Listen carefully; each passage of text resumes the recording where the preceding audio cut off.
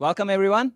It's a real pleasure to see you all here. The house is full, which makes us even happier. Thank you again for your time and interest. We hope that we will be able to give you an interesting panel this afternoon. Our focus today is securing the renewable energy transition or transformation with some other terminology. So we try to bring you together a panel that has mixed expertise, right? And our goal is really figuring out what are the enablers or what obstacles do we need to overcome in the very near future to make sure that we are on the path to net zero in a way that we create or maintain the momentum towards the renewable energy transition. My name is Atalay Atasu. I'm a professor of technology and operations management at INSEAD, and I also hold the Bianca and James Pitt Chair in Environmental Sustainability, which brings me to this panel, effectively. We have a great panel, as I mentioned earlier. We have Michele Crisostomo from Enel, who is the chairman and leads the sustainability and corporate social governance initiatives within Enel. We have Fabian Fischer from the Canton of Geneva, who is the Minister of Employment and the Economy. We have Georgina Grenon, who is leading the Olympics upcoming in Paris 2024 from the sustainability angle. And we finally have Guillaume Pitron, a journalist who has done very interesting research on material scarcity and energy. So with that, I welcome you all, and we'd like to start the panel with the topical question. What do you think about the role the renewable energy plays in our path to net zero? And what does it mean for your institutions, for the organizations you work for, or for yourselves individually? If you allow me, I'd like to start with Michele. Thank you, Atalay. And well, your question is quite goes straight to the key point here, which is whether we can reach net zero without putting all the focus we can on the development of renewables. So the answer is quite obvious. Renewables are the key. And all the issues around the development of renewables should become at the top of the agenda in terms of trying to understand what it means to develop renewables. Renewables should be associated with digitalized grids, for instance, which means that you should be firstly consider whether your grids are sufficiently resilient and digitalized so that they can host the thousands of renewable plants that are needed in order to essentially replace fossil fuels, at least for the purposes of generating electricity. The other point is whether you can replace entirely any thermal fleet anywhere in the world with the renewables, taking into account all the issues relating to the stability of electricity systems. The other point is whether we have resources, and not just in terms of materials, but also in terms of human resources, to support this transition. But let me tell you that considering that electricity is the winning energy vector of the future, the only way we can reach net zero is that we push on electrification of final consumption, where electricity is produced out of renewables. That's the paradigm. We need to work together to constructively make thinking together in order to address all the issues behind these major developments for the human being. Thank you very much, Michele. How about you, Fabian? What do you think, the Canton of Geneva positions itself around the role of renewables in the net zero transition? Well, first of all, thank you very much for having me. It's an honor to be with you today. I think we are at a crossroad, and many people already said that in this forum and in this tent also. If we don't act fast, it will be too late. And climate will changes much quicker than we expected even 5 years ago. So today we really have to make a recalibration of our relationship to nature and to energy and the way we use energy. we can reach net zero, and I would also hope we can reach a net positive economy, but we have to do it now. And of course, renewable energy will be a part of it, an essential part of it. What I can add to that is that for us as a public collectivity, we will need to work together with private sector. Of course, neither the private sector nor the public sector can alone find a solution which fits all and which respects everybody. But the particular role of public sector will be to use, as we say, the carrot and the stick. We have all together to be innovative and to help innovation, to be proposing incentives for the private sector to go in that direction. But we probably also will have to take regulations that will oblige people who are resisting to this turning we have to do to go in that path. Thank you. Georgina, you're at a kind of unique position here, right? You know, we can hear from the industry, from the energy industry, we can hear from the, policy grounds, but the Olympics, it stands in a very unique and distinct place when it comes to thinking about the energy transition. Do you mind telling the audience a bit more about, why you're here and what interesting story you have to tell for us? Thank you. Yes, sure. And thanks for the invitation to come today. Let me start by reminding people what the Olympics and Paralympics, actually, because we organized both, means. Everyone knows the games, the rings, and all that, but it implies 15,000 athletes will be in Paris in 2024. Coming from more than 200 nations, 20,000 journalists, 13 million tickets that will be sold, for 100,000 hours of TV that will be broadcasted for about 4 billion people that are going to be watching that everywhere. So, it's just a massive, massive, massive event. We set for ourselves the ambition to be the first games to be fully aligned with the Paris Agreement. Not in 2050, not in 2030, but in 2024, because this is where the event is happening. So this is why I am here today, because as part of that commitment, which was fixed at the time of the bid, at the time of Paris was bidding to actually get the games, the Paris Agreement was being signed in Paris. So it all came naturally, right? So out of that commitment, we had to make a lot of decisions very early on to be able to reduce our emissions by 50%, including scope 3. So that includes everyone coming by plane to Paris, and then offset everything that cannot be avoided or reduced. So among the decisions to avoid emissions or reduce emissions, it all started with constructions. We're using 95% existing or temporary infrastructure. So that allows, massive reduction in emissions. And whatever we are building, we are doing in a very, very low carbon way. And among the decisions that we made very early on, as I said, was the fact of going for 100% renewables. So you may say, well, France, has a relatively low carbon electricity because of the nuclear production.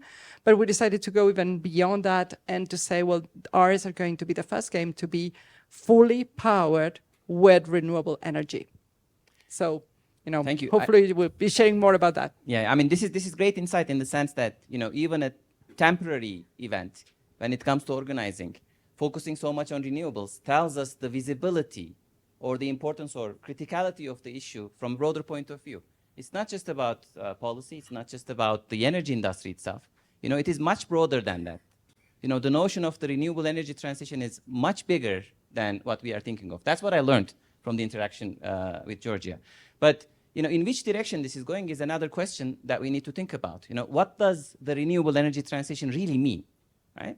And maybe we can start that discussion with asking Michele, what role does an organization like NL play in that transition, and what kind of a renewable energy portfolio are we looking at? What is renewable energy? Well, role here is about responsibility. So you can ask me the same question saying, what is the Enel's responsibility in the transition? Which is, I think, what any large corporate being present like us in 30 countries, in all the 5 continents, should be really taken very seriously, which is, first of all, decarbonizing the system that is around our company. So Enel is a utility, very traditional one. So we, of course, have the legacy of our thermal fleet. The work that has been done over the last 6 to 7 years has been to actually actively decarbonizing our fleet, our generation mix.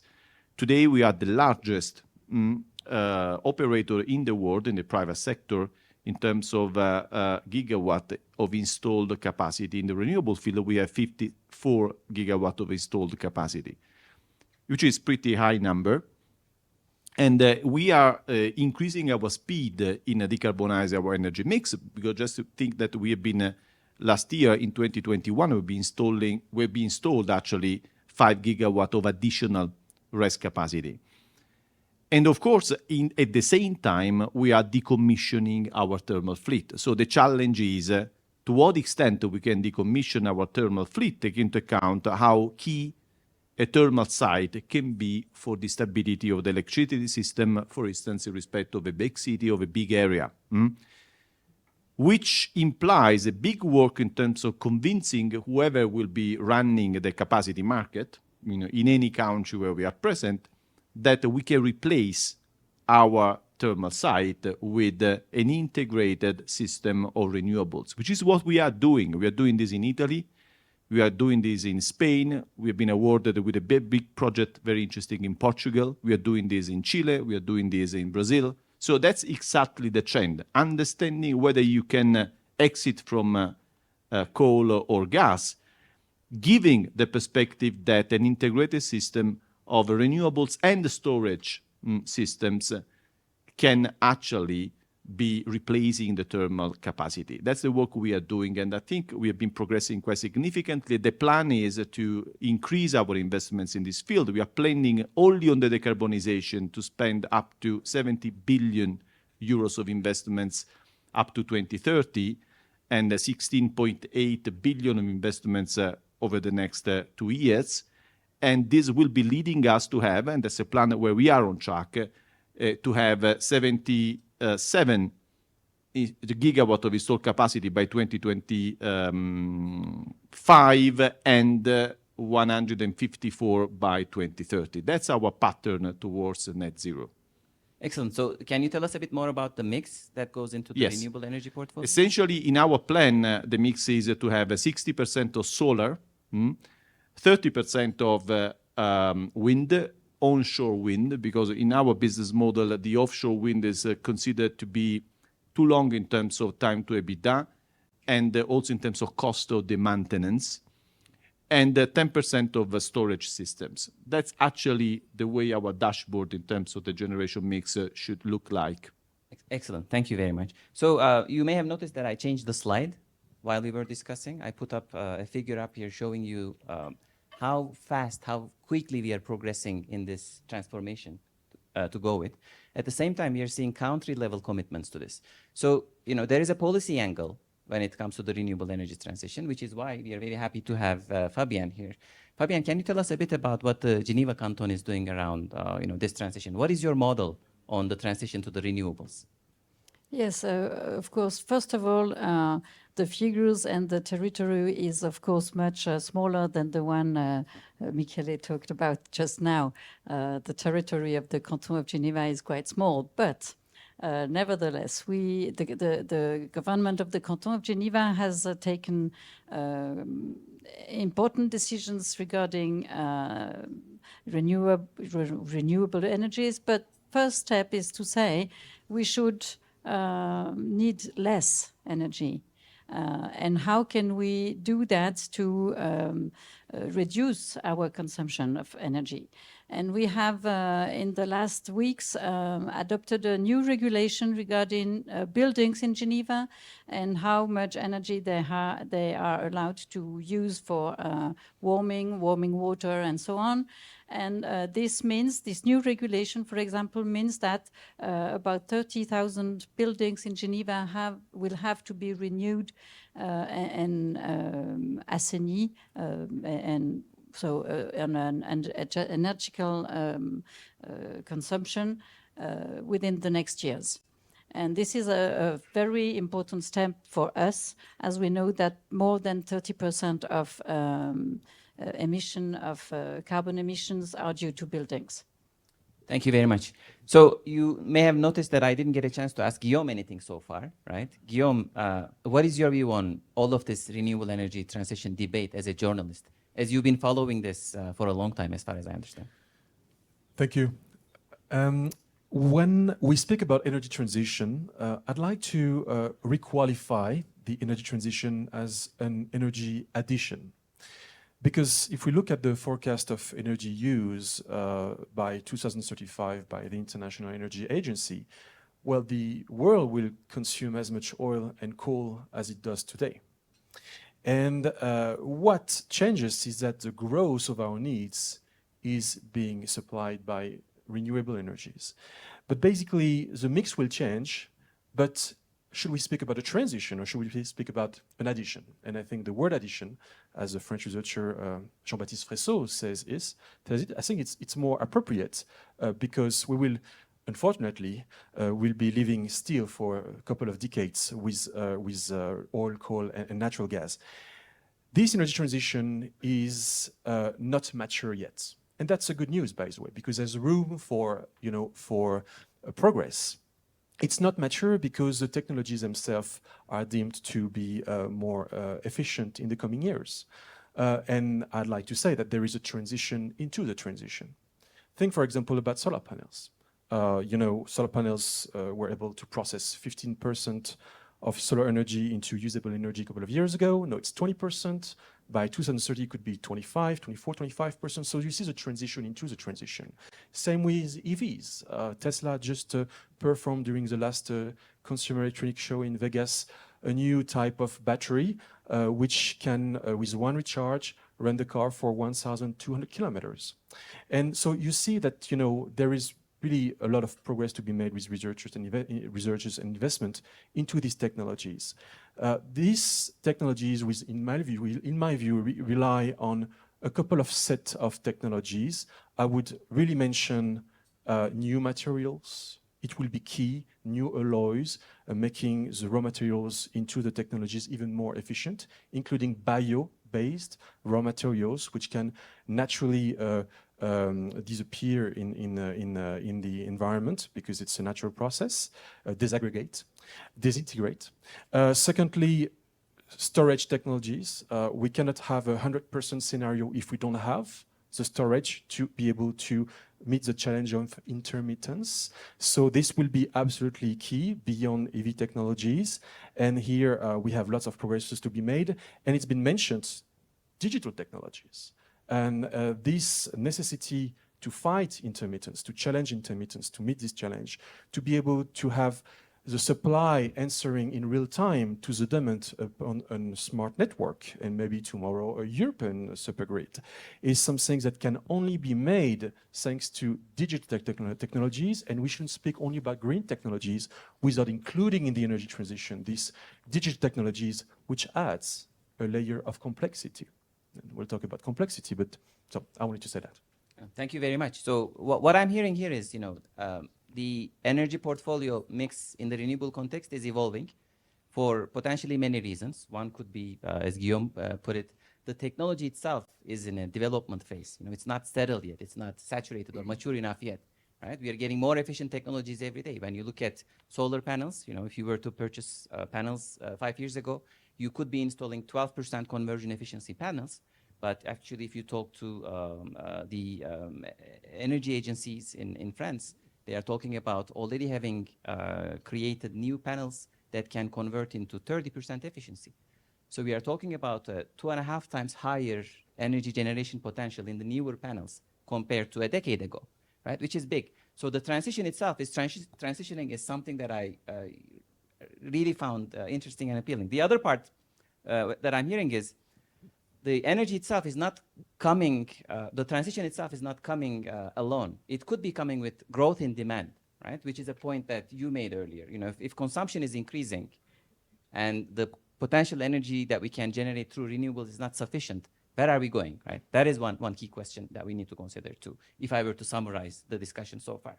But, you know, we don't want to be, you know, sounding like pessimists here, right? You know, the future is bright. There are actually very interesting developments. And we are talking to someone who actually has managed to create a, you know, almost fully renewable and net zero portfolio for the Olympics. How did you do that, Georgina? Was it with the government? Was it with the energy company? What allowed you to get there? You mean to commit, to be able to commit to Yes. 100% Yes. renewables? Well, let me start by saying that, you know, Michele was talking about responsibility, right? And we like saying that the games are the biggest event in the world, and we are facing humanity's biggest challenges. So this is why it was an opportunity for us to take the responsibility to deliver these games in a very, in a sustainable way, but also use these games as an accelerator for a transformation. This is why we have eliminated the word, you know, transition. No time for transition. Have to accelerate. We have to go for a full transformation. And this is what we're trying to do with the games, to transform the way they are delivered. As an event, certainly we're not a, you know, steady going business, but looking for transformation. So in terms of energy, it all started, as I said, with a firm commitment from the top, as usual. You know, this was a commitment from our president, our board, our stakeholders. You know, this is where we're heading. But between having a commitment and making it possible, right? There's a way that took us a few years, you know, one of the first key things was to work with the grid operator to secure the grid access to all of our venues. I mean, you cannot be 100% renewables if the venue is not connected to the grid. That's a very, very, very, very tough challenge, right? And when you're using a lot of temporary venues, you know, that was not a deal done. Let me give you an example. You know, picture the Eiffel Tower, right? At the foot of the Eiffel Tower, we will be building a temporary stadium for 15,000 people for the beach volley. There's not enough electricity there today. So we had to secure the fact of having extra grid access to that specific venue in the heart of the city. I mean, we're not talking of a place lost in the middle of France, right? This is the heart of Paris. And yet the needs were not there. All the events that you normally see taking place in that area, well, they use temporary electricity generation. So generators, diesel generators, which of course we're trying to avoid as well. So grid access was key. So working with Enedis, which is the grid operator, you know, the low voltage grid operator in France. Then the second thing was to work with EDF. EDF is our sponsor as well. So how to secure the green electrons, you know, to feed our venues. That's on its way. But we had a very specific challenge we actually put in front of our partner early on, which is, we said, well, we want our headquarters to be 100% renewables from the very beginning. And we took the offices in 2020. So for that office, in particular, for that building, not only we have some solar panels, but, you know, in Paris, that they don't produce much, but EDF set up a special system that allows us to trace the electrons that are being fed into the grid. So we made a special sort of a PPA deal with a wind farm in the north of France, and all our consumption is matched with an injection from that farm. So we can trace, in a sense, trace the electrons and prove the world that you can actually do games that are fed with green electrons that come, you know, nearby. So not just getting credits or things that are coming from other areas. So anyway, we pushed it a bit long, but it was important for us to prove that this can be done. And now the next challenge, you know, we all see in 2024, this is what we're working for. It's not yet done, but we're working for it, is to get that done in every of our venues. What I'm hearing here is, if you look at the transition plan itself, it actually involves a lot of planning around execution too, right? You know, we can have ideals, we can have goals, in changing the whole portfolio itself. But if you cannot create a grid that is able to, leverage that energy input, then you're not really achieving what you want to do. So you need some qualifiers in place before the transition really happens. And it seems like there is a long way to go. The Olympics is a great example of, how planning in advance or how timely action can actually show the feasibility of the transition itself, right? But how do we do this in a broader scale? There must be other obstacles that relate to execution, which is what we want to actually dig a bit deeper into here in this panel. As an academic, the first thing I look at when I solve a problem is the constraints. Are there any constraints that I actually should be focused on before trying to optimize? So maybe we can spend a bit of time on exploring into, what could be what could be a challenge that we need to preempt today before we see the obstacles in the future, right? And I'm going to start that discussion with asking Michele. Yeah. What are the biggest obstacles or challenges that we need actually, to work on? there are a lot of obstacles and challenges. Let me mention randomly, a few of them. The first one is a social obstacle, because transition implies that there will be quite a big change in terms of scopes of the jobs which are needed in order to support the transition.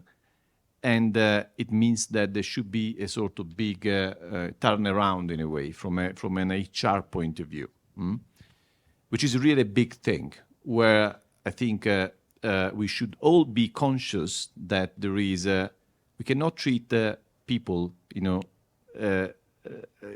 worse than we treat materials. We take care of making the life of materials longer.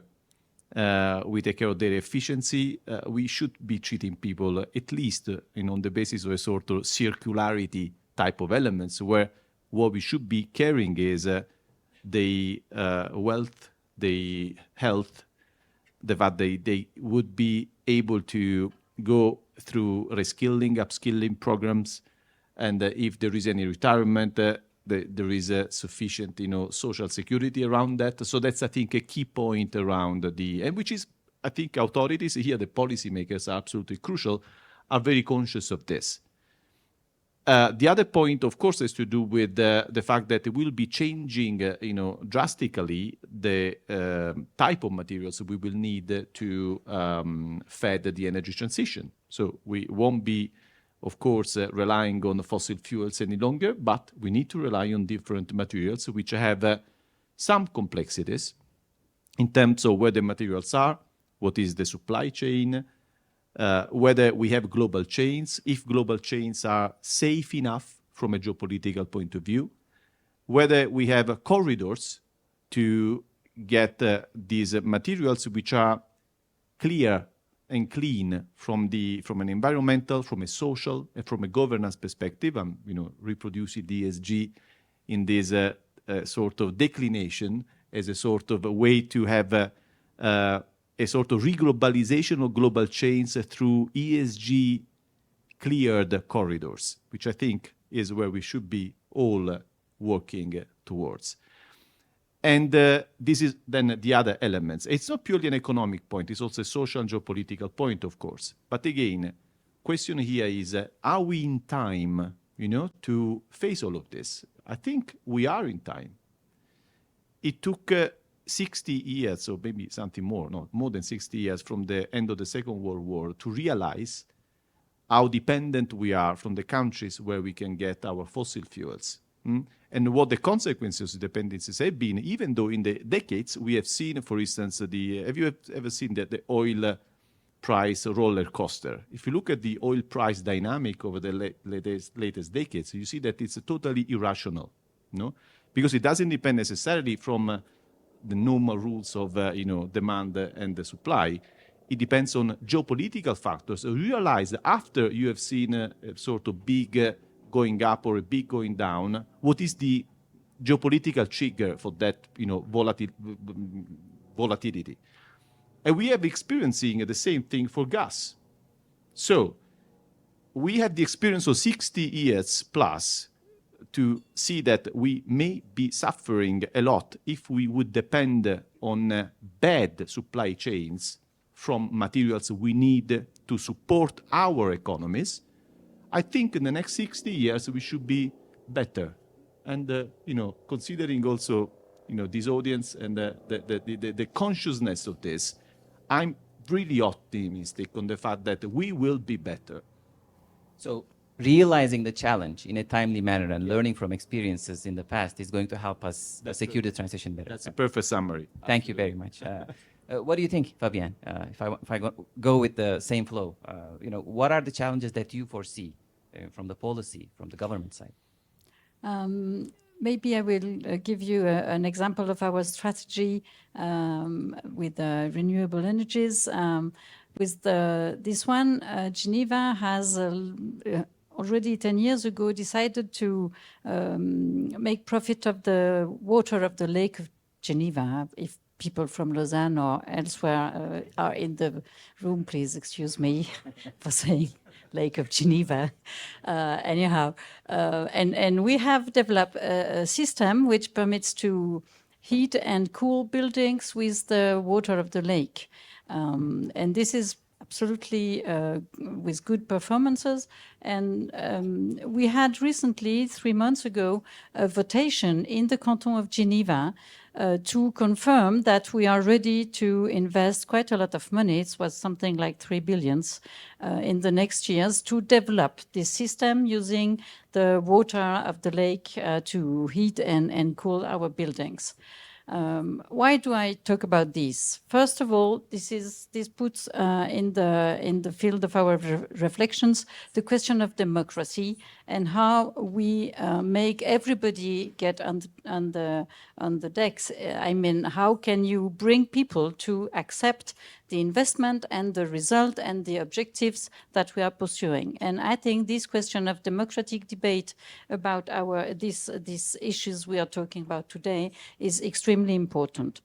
The second point I wanted to talk about is the question of education. You mentioned it. This is for me, as Minister of Economy and Employment, an absolutely key issue topic for the next year. We will have to have people able to think the system, to think the transition or the transformation, but also people hand-on doing things in companies, on buildings, on streets, and so on. And we will have to make a real huge effort in educating the new generation, of course, but also in continuing education, professional education, to be able just to do what we intend to do. Thank you very much. So what I'm hearing is, the human element that goes into this, right? Actually, as a professor, as a teacher, I see this in different kind of classrooms too. So the buy-in into transition, or the need for a net zero mentality, is clear with everybody. But when it comes to putting the effort, or when it comes to realizing what the cost is, who is going to bear this cost, it is actually going to be a challenge there too. So we need to think about how these infrastructures are going to be built, what the technological development that is fundamental to the transition itself is going to be funded by, are issues that we need to take into account. And I consider that in the human factor as well, because this is a cost to the society, and there needs to be a democratic agreement in that direction too, as far as I understand from what you said. Now, I want to jump to Guillaume here, because I think what Michele said resonates a lot with Guillaume, who has written a book on this story. So what do you think about the potential impediments that we need to address now and quickly before, in order to secure the transition or the transformation, in Georgina's words? I see a couple of impediments, Atalay. I would like to speak first about the rebound effect. Everyone knows what the rebound effect is. You know that you have to charge your phone twice every day. There used to be a time 10 years ago where you were charging your phone once every 3 days. What's the difference? It's not that the batteries are less efficient, they're much more efficient. But in the meantime, you look at videos, and this is a rebound effect. The technological progress is strong, but at the same time, the way you use internet is different, and it's actually getting much quicker than the ability of the technologies to support the change of your consumption styles. And this applies to technologies in general, including on green technologies. Let me just give you the example of cars. In between 2005 and 18, the cars have been 22% more efficient in terms of liter consumed per kilometers. But in the meantime, well, 44% more of cars have been sold around the world. And the EV revolution will just accelerate that. So on the one hand, it will bring less CO2 emissions per car. But on the other hand, there is a risk that the global emissions from the car sector might be stronger. I would like to insist upon complexity. You need more and more and more materials to be able to make technologies. And I was talking about digital technologies. Actually, it adds a layer of complexity to the energy transition. And on a general basis, the more you go green, the more you go actually complex. And we need more materials made of more alloys, which are hard to separate, hard to recycle. And that is obviously a challenge. That leads me to a book that I've written, whose name is The Rare Metals War. Actually, I have a couple of copies for free if you want. Thank you to INSEAD and the Hoffman Foundation. But basically, we've been in a world of coal. It was back to the 19th century. The 20th century was a century of oil. And we are moving in the 21st century, whether we want it or not, towards a world of metals. And we will need considerable amounts of metals, whether there are abundant metals, such as copper, or more rare metals, because they are more rare in the Earth's crust than abundant metals, such as rare earths, cobalt, graphite, critical and scarce metals, in order to make the energy transition possible. And that brings a new challenge. Where are we going to get these metals from? Excellent. So that actually brings us back to the title of the panel, right? We said renewable energy, scarcity, right? That was the second keyword in there. So what I want to point out here is, there appears to be a big change in the way we produce newer technologies, particularly the renewable energy technology. So when you're talking about wind installations, solar panels, or even batteries for electric vehicles or whatever storage purposes, we are seeing a new composition of materials that go into these technologies, right? Now, the bigger challenge there is what we are going to refer to as a scarcity problem, in the sense that many of those materials that you see up there are scarce or rare earth materials. Now, mining them or getting access to them is actually a very challenging, or could be a very challenging to do. Now, given that you have been served lunch, I actually don't want to torture our panelists for much longer so that they can grab a table and start conversing with you. But before that, I wanted to do something. As an academic, you can actually never stop yourself from getting into a lecturing mode. And I want to share an experience with you to instigate some discussion in your tables. So there are 2 points that we have made so far about the renewables, right? Number one, the technological progress is very fast, right? From 12% conversion efficiency to 30% conversion efficiency in solar panels is what we see. So what this effectively means, the technological progress itself implies that we are going to be some form of substitution in those installations, right? If you have a solar panel on your roof that gives you 1,000 euros of, savings in your electricity bill, it could actually be 2,500 euros if you were to replace that panel, right? If you look at the wind installations around the world, we are moving from small windmills to gigantic, larger than Eiffel Tower, taller than Eiffel Tower type of solar panels. We heard the example of new batteries coming in, new technologies coming in, more lithium use and so on. So I actually found this to be very similar in terms of the pattern to what we have seen with electronics in early 2000s. Right? I spent a lot of time working with the electronics industry, looking at electronics waste problems. Right? What we saw was the technology was improving super fast. The processor speeds were getting much higher and so on. At the same time, the prices of computers, as they commoditized, were going down. So we saw a very quick increase in electronic waste in early 2000s. Right? That's when we actually saw the European Union, the European Commission enacting the WEEE directive, regulating producers to recycle and so on, because there was so much waste out there due to the substitution patterns coming with technological evolution. So now when I see these patterns in the context of photovoltaics or windmills, all I can think of is, I don't want to repeat the same mistake again, right? So one thing we have done and published in Harvard Business Review last year is to look at what the substitution or potential substitution in these renewable energy installations from older, less efficient technologies to newer, more efficient, and potentially cheaper technologies could entail. And that's what you see in terms of the visualization on the graph. So, this is for solar panels only, but we can populate a similar graph for, batteries or windmills and so on. What it says is, you see the blue curve and the green curve on the right-hand side. These are predictions or projections of solar panel recycling needs or solar panel waste generation over time. These panels are durable. They're expected to last 30 to 40 years in their physical limitations, right? If you don't take into account possible technology-driven substitution patterns, you're expecting the solar panel waste to arise in late 2040s. If you take into account the substitution possibility, you actually see the red graph. And this brings me to the point of imminence that Emanuele talked about.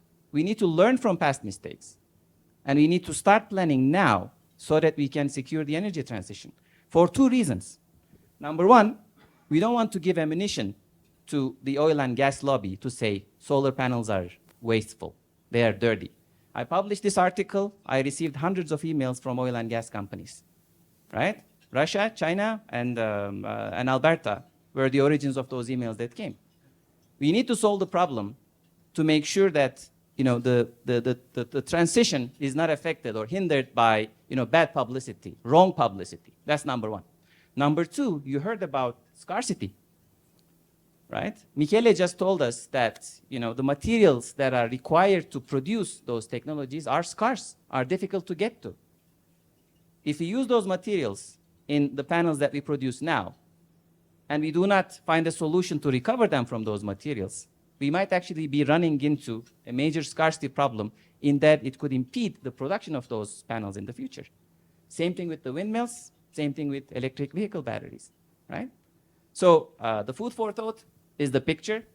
I know it was fast because I wanted to make sure the panelists could eat, right? So we would like you to discuss this in your tables.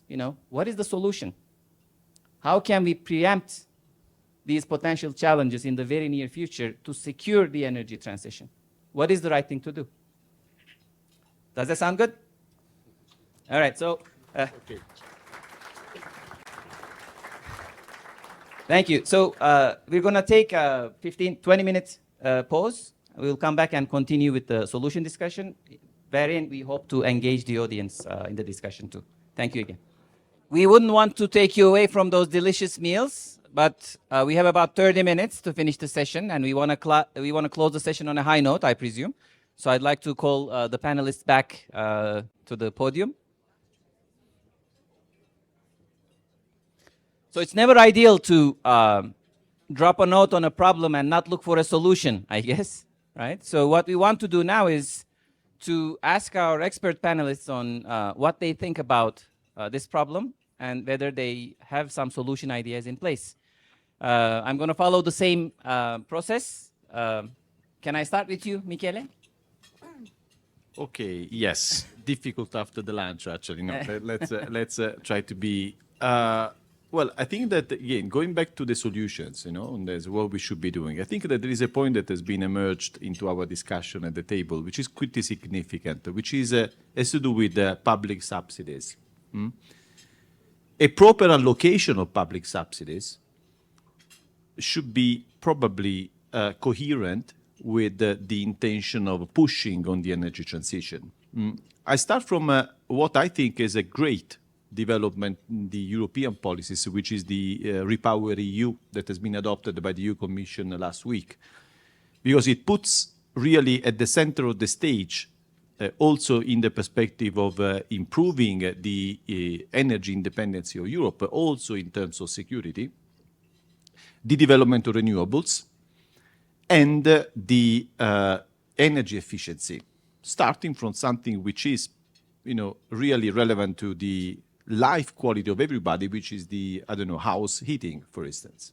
But the concept of efficiency should be, coupled with the concept of development of renewables, I think is really a very good way to approach this transition.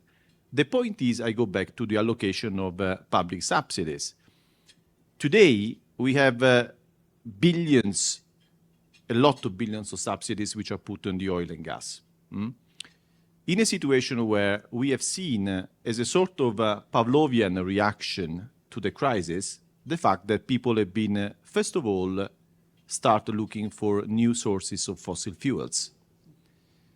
I say Pavlovian reaction because it is as if when things get tougher, the big boys would go and look for fossil fuels. It's really, I genuinely think it's a sort of instinct we have due to the fact that we have been growing on fossil fuel over the latest, decades and probably centuries if you include the coal, with the Industrial Revolution. The real point is, are we properly allocating public subsidies on one side, a bank's capital on the other side to support the energy transition? The answer as of today is not at all. Not at all, because public subsidies are still going mainly in the direction of oil and gas companies, which in the meantime are generating a lot of cash flows, which is quite good. But the point is where they do invest the cash flows, if it is cash flows becoming capex in the energy transition or capex into the upstream of oil and gas. That's, I think, a big question for today, not for tomorrow. The other point is whether financial institutions' capital is properly allocated. And here, I read recently, on the 2nd of May, I think, the EBA release, again, I'm talking in a European context here, so the European Banking Authority issued a paper on the climate action in the financial space. Actually, if you read it, is about the prudential impact of the climate risk. Has nothing to do with the policies that in terms of a prudential supervision framework can support the transition, incentivizing financial institutions to allocate capital because it could be more convenient towards borrowers, issuers that are going in the right direction. We miss this. And this is what I think we should be doing if we want to be credibly going through a pattern that the European Commission has clearly defined for all of us, and the Repower EU really is a major, major development here, in the right way. Thank you very much. So beyond,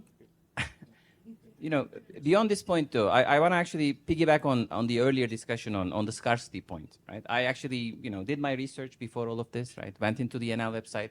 I saw that you actually have a plan in place when it comes to preventing or preempting a scarcity issue into the future around circularity, right? Can you tell us a bit more about yes, it's not. It has to do with what I said, because of course you can have the best plan you may want, but you need also financial support, from the public subsidy side and from the private sector side in some financial institutions. But the point is, today we are in a position to, as you said, preempt the supply of whatever we need in order to support the energy transition from an industrial point of view, so materials essentially. Right.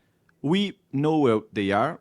We know what the constraints may be in terms of bottlenecks on the supply chain. We know what the geopolitical implications are depending on where the material you need are. On top of it, we have something that when you burn something, like you do with fossil fuels, you cannot have, which is a circular economy models.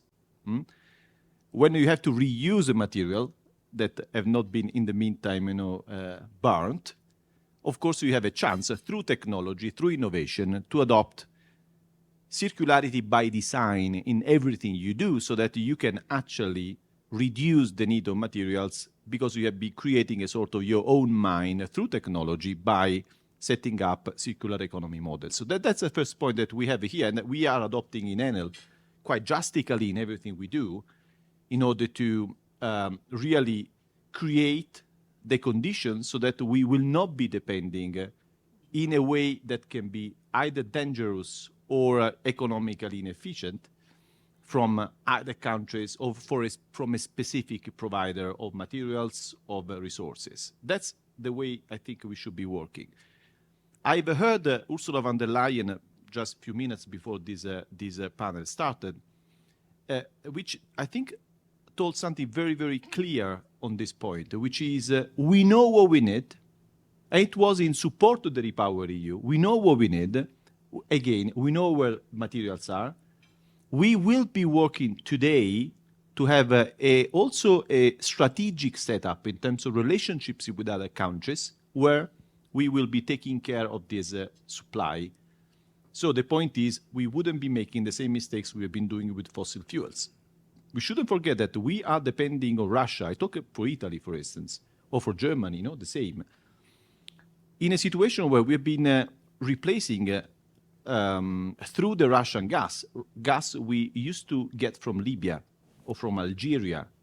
So anytime we've been depending on a country with serious geopolitical or strategic or social, problematics, we have been failing. So we shouldn't be doing the same in the future. That's the reason why I told before that we need to set up corridors in terms of supply chains that would be cleared not only from an ESG perspective, but of course also from a geopolitical perspective. And normally, geopolitical and the social of the ESG goes definitely together. I mean, wonderful points, especially to hear from an energy executive. So what we are talking about is, if you focus on the scarcity point, for instance, circularity seems like an obvious choice in securing material presence in your own locality and reducing dependence to other economies, for instance. But getting to circularity may sound obvious or very easy. But what you're hearing is, when it comes to reclaiming those materials, do we actually have the right technologies and the infrastructure in place, right? I talked about the electronics experience 20 years ago that I've been through personally, right? I'm seeing the exact pattern here. If you look at those solar panels, for instance, or the windmills, there are so many scarce or rare earth materials in them that we don't know how to reclaim effectively, right? People talk about recycling solar panels at 95% of the weight, but that reclaimed material is glass or aluminum, right? Are you getting the silver back? Are you getting the cadmium or the telluride back from those panels? No. If you're going to need them for use in the future, if you don't act now, today, in building that infrastructure and building that technology for recycling, we won't be reclaiming them.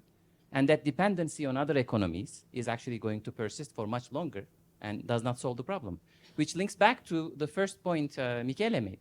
You need some public subsidies. You need some funding in place right now, today, to actually help build the technologies for ensuring the recovery of those materials, as well as infrastructures to create a system of what you can call an urban mining infrastructure or whatever.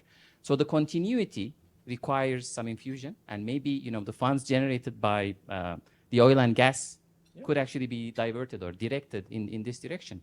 And the point is securing the future. But the question is, when we talk about scarcity, and I think you made a point on geopolitical issues, we have an expert who talked about how material scarcity can be better defined beyond, circularity. Is circularity enough, or is there more to it, Guillaume, when it comes to securing the transition? Sure. I just want to go back to one point. The oil comes from Venezuela, Saudi Arabia, the gas comes from Qatar. Where does the metal from the energy transition come from? It comes from China. It comes from Democratic Republic of Congo. It comes from Chile, Bolivia, Australia, sometimes Canada. Europe, the Western world, don't produce the metals for the energy transition. We are more dependent upon Chinese rare earths, gallium, indium, whatever, that we are from Russian gas from gas and oil from Russia. We are in a worrisome situation, sorry to say it that way, because we are consuming with Europeans 22% of the world minerals and we produce 3%. How do we make sure we get the difference? The countries which produce these minerals, China first, don't want to just, sell us the minerals for €2 a kilo. They want to sell us batteries, the cars, the solar panels. They do it very well. They want to go down the value chain. The risk here is that if we don't get the minerals, we don't get the industry. And this is why it's so important to secure the corridors and to make sure that the corridors are safe and clean, because at this time I'm talking to now, it's just not clean. No, a solution, going back to your point, is circular economy, because if I can develop the circular economy, then I can rely on waste which have been produced on my soil. They are still on my soil in an urban mine. And then there is a geopolitics of recycling, because it allows me to have more mineral sovereignty. And this needs to be developed, and we'll get back to it, but very quickly, I'm talking about recycling right now, a metal which have been put into the loops of consumption 10 years ago. So what's going to be recycled in 10 or 15 years is my consumption as I speak to you right now. But in 15 years, the world will consume 40 times more lithium, cobalt, nickel, rare earths, manganese, copper than it does today. So the world will consume more copper for the next 30 years than it has ever consumed for the last 70,000 years. So I'm talking about recycling, hopefully 100%. It will never happen. Never 100%, impossible. But let's try to make it 100%. It still won't be enough comparing to the explosion of my needs in 15 years. So where's the difference? How do we make sure we get some more metals, but which will not be secondary resource? It will be mining. We will have to mine. We'll have to understand that if we need to go green, we need to dig deeper. Sorry to say this. Where do we dig today? We dig in countries far away. We don't want to look at that because it's dirty. Do we have to look at that and maybe mine ourselves? I think we should. I think France, I think Switzerland, I think the European countries, Western countries, should dig on their own. They should look at the reality and actually bear one of the consequences, which is of digging rather than letting the poor digging instead of us.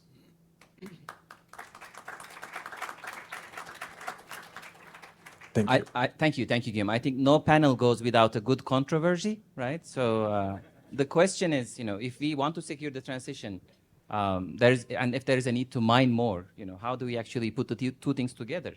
What I'm getting out of this particular comment or this particular discussion is that, the notion of sustainability or the race to net zero has multifacets that we need to be very careful about, right?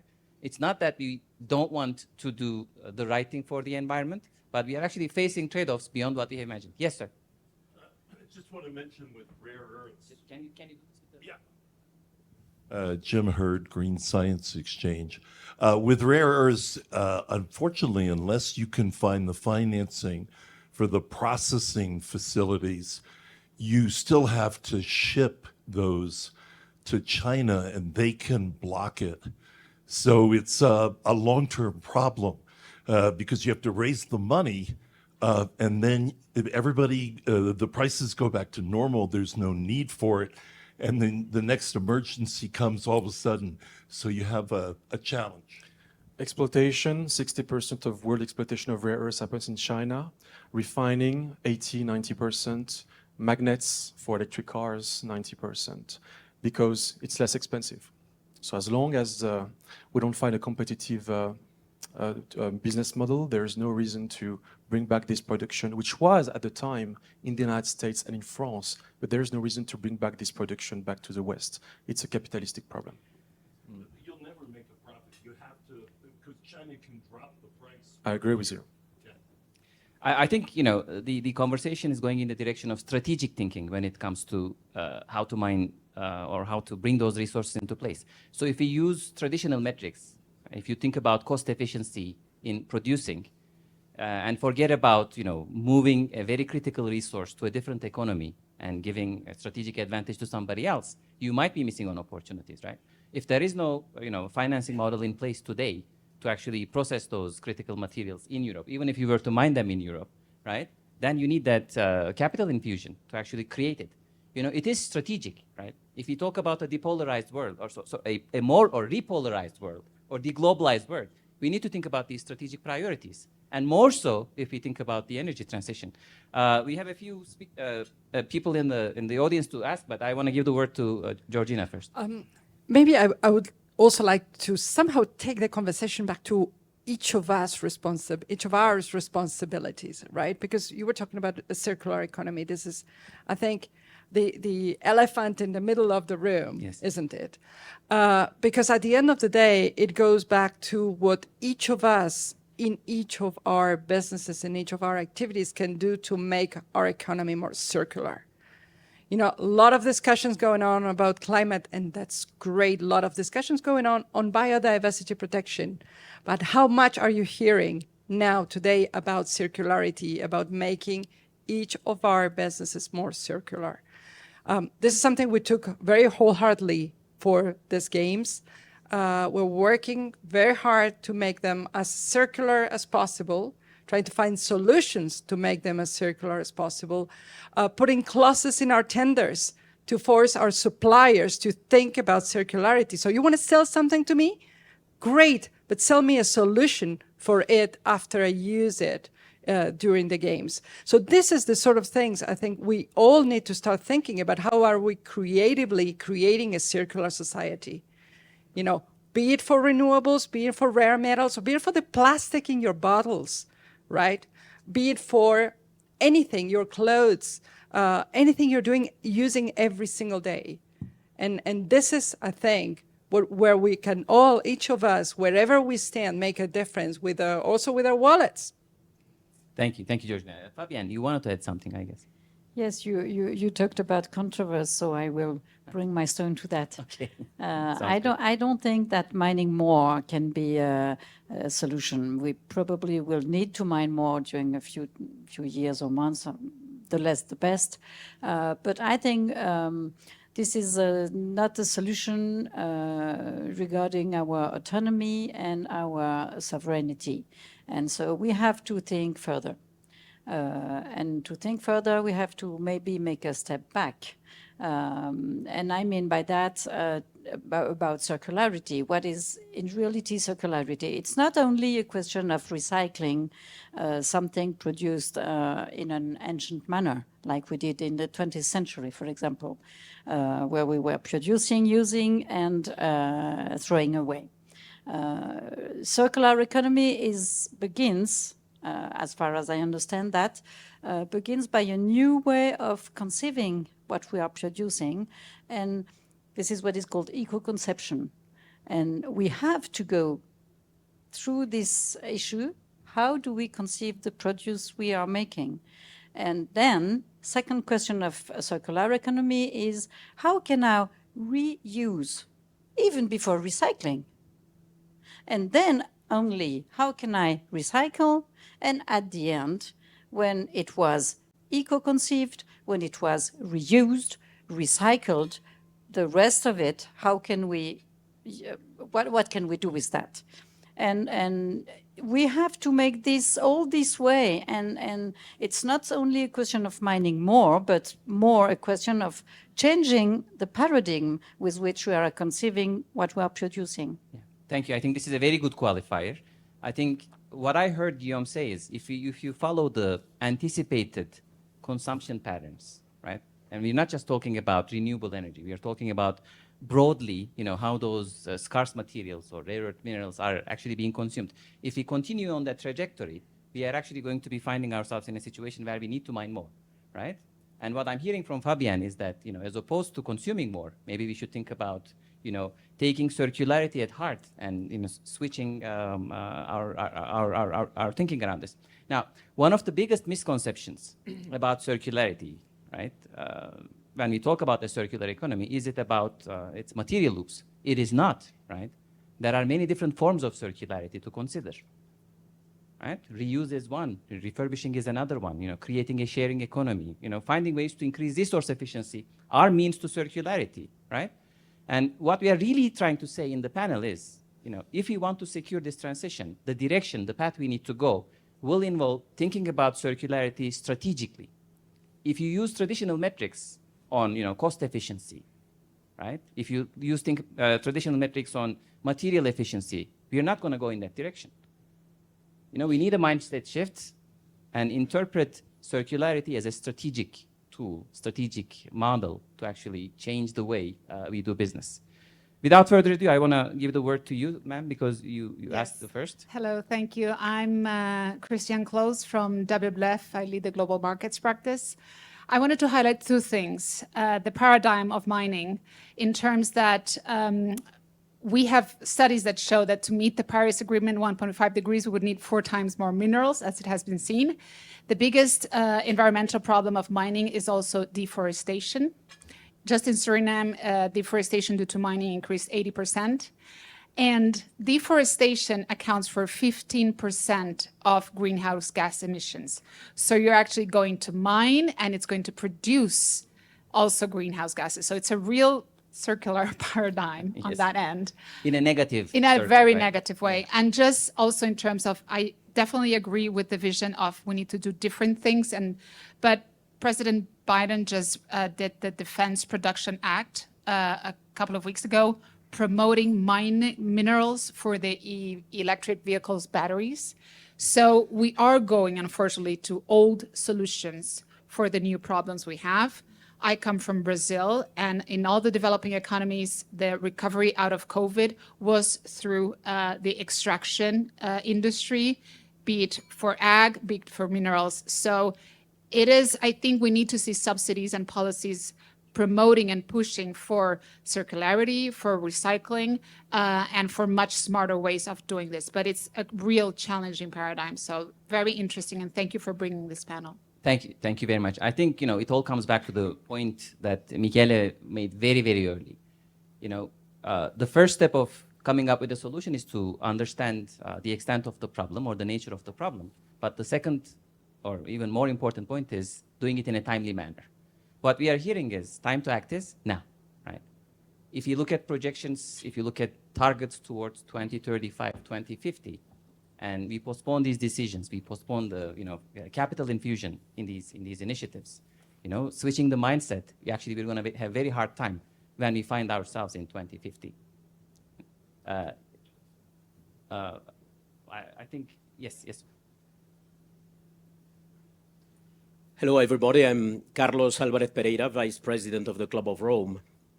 Building on what you just said about what is the problem, and building on what Mrs. Fisher said about let's take a step back, I would take another step back and ask, but what is ultimately the question?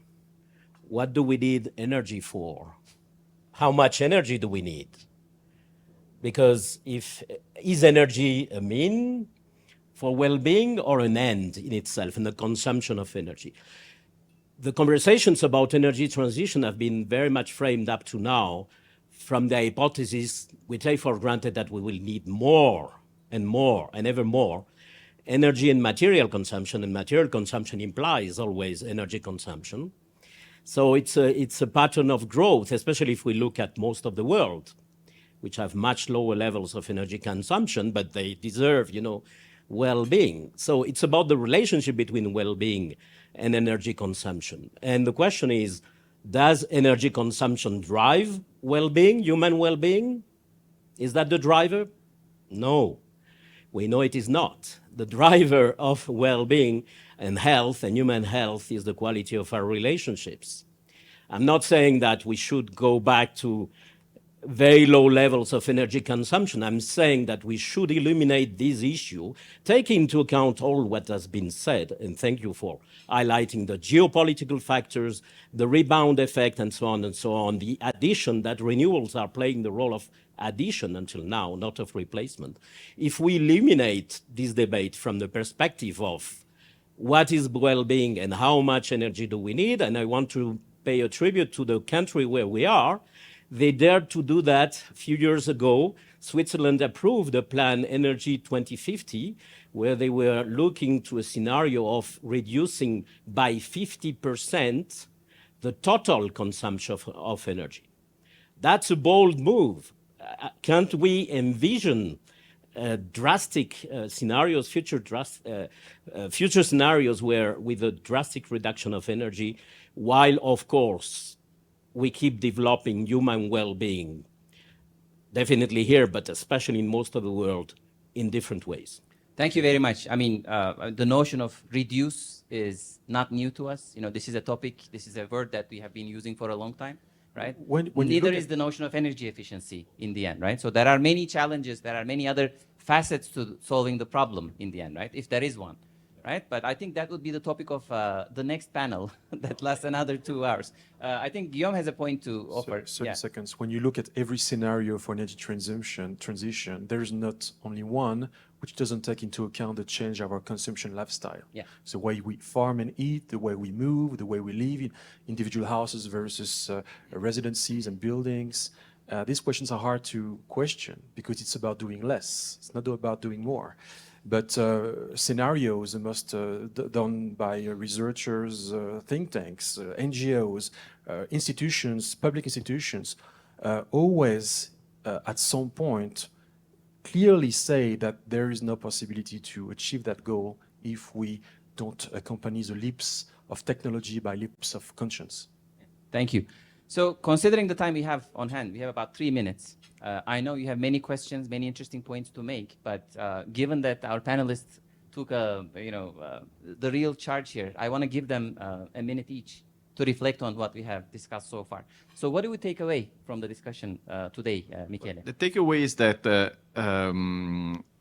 I start from the point about the reduction, which I would really translate into efficiency in the use of energy, which means investing essentially into digital, into flexibility instruments, and then we see whether we are on the right track. But the point is, the mistake we have made has been not to activate all our efforts in terms of technology, in terms of geopolitical strategy, to tackle the issue in advance. So also on the mining point, it may be part of the solution, maybe not, but the point is we should be today make a decision as to what are the strategic pattern we would like to really follow, having in mind that at least, which is good, we have figured out what is the goal, what is the objective. So we know that we are in a transition process. Probably we know where we are going. The point is, again, not being stuck into the transition. Thank you very much. Georgina, would you like to add your own thoughts? Well, there's a lot of very interesting things have been said here today, and I'm sorry for the questions and the comments because I think we would have heard also very, very interesting points.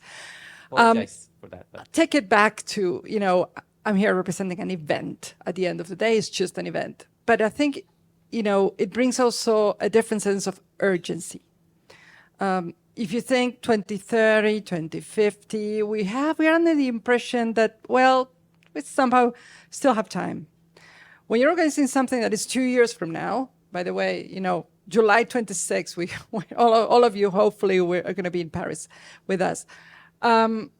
It's like time is running, time's up. And then you have to do something. You want to make a difference? It's now, right? So maybe that's the idea I want to leave everyone with, is that set up your own sense of urgency, and maybe that's going to create also the momentum that is needed to actually deliver some of the challenges we are all sharing here. Thank you. How about you, Guillaume? Your take for us to remember. Let's be clear. The energy transition must be done, and I can't wait the day where we will use the last drop of oil and the last gram of coal. But low carbon world is a high resource world. And we haven't, in my view, had sufficient time to speak about circular economy, to say that this is a key challenge in order to use less resources on every stage of the life of a product. But what we realize is that a greener world is, in my view, easier to achieve than a circular world. And the real challenge in the next decades, in my view, will not to get green. It will be to get circular. Because you need to put the eco-designer with the recycler and to make them speak to each other. How do you want the product to be eco-designed so that I can recycle it? You need to put the collector with the repair shop together. How do you collect my DEE, my WEEE, so that I can repair it? You need to make people who don't speak to each other. So it's not only about technology, just you need to recycle better. You need to find new technologies for substituting one metal by one another. It's about speaking to each other, and it's about creating not only a circular economy, but a network economy of people who speak to each other. And a circular world would be a more collaborative world. Thank you, Guillaume. And Fabienne, your thoughts? Thank you. What a responsibility to close this session. I will go with the idea you brought, which is it's not more a question of transition, but the question of transformation. I think this formula expresses very well the urgency of what we have to do. I would also go with the idea of complexity, because each time we try to find a solution somewhere, we see there is other problems that are arising, and we have to think with this complexity.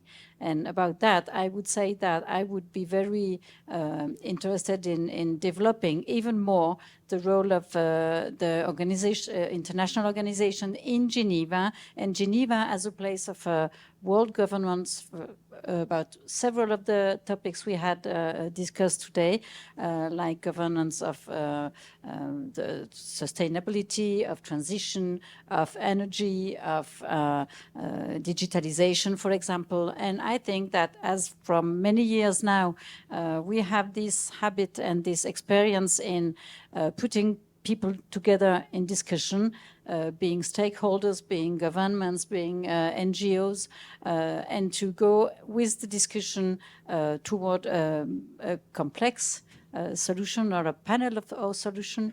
And I would be very proud that Geneva can go on and serve in that direction. Thank you very much. I think that's a great transition to how I want to wrap the session up. First, thank you all very much for your super attention. I didn't see any eye going down, checking their phones in a while, right? I also want to thank the panelists for being here. Some of them actually came here for only one day to be able to give us this, this content, right? But what I want to have remembered from the session today is, number one, the imminence of the problem. You know, this should not be waiting longer. Number two, you know, we wanted to create an awareness in a group of people, you know, in an audience like yourselves, which can actually make an impact, right? Bring this awareness into the business world, into policy, closer, right?